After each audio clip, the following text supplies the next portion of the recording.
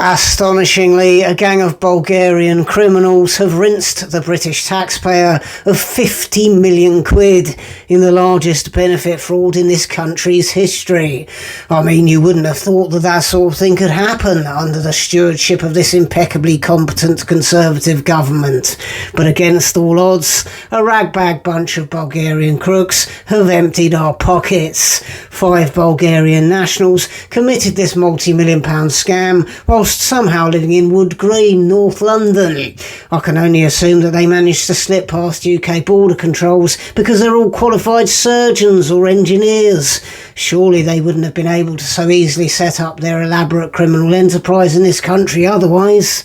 I'm sure our superb immigration officials aren't just a load of negligent layabouts cheating a living out of the British public.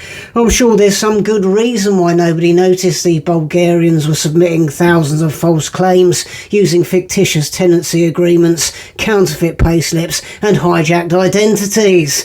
There's almost certainly some perfectly good explanation as to why these thieving toe rags were able to operate in this country between 2016 and 2021, using small grocery shops as a front for laundering money.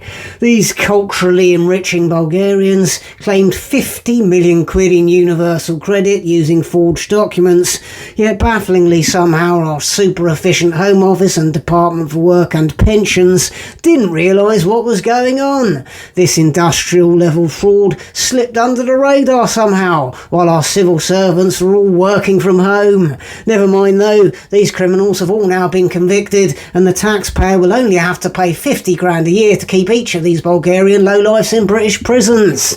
Doesn't look like any of the 50 million quid they've embezzled from the British taxpayer has been recovered, but hey, you can't have everything, can you?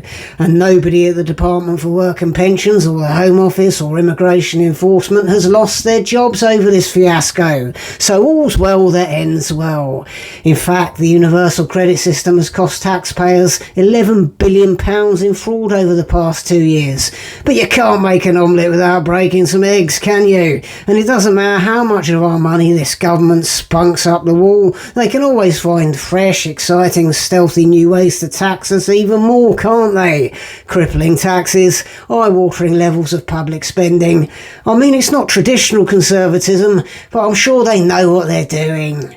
Don't forget to subscribe and support me on Patreon for exclusive content every week. New live stand updates in London, Southampton, Southend and Eden. Ticket links beneath this video. Thanks for watching.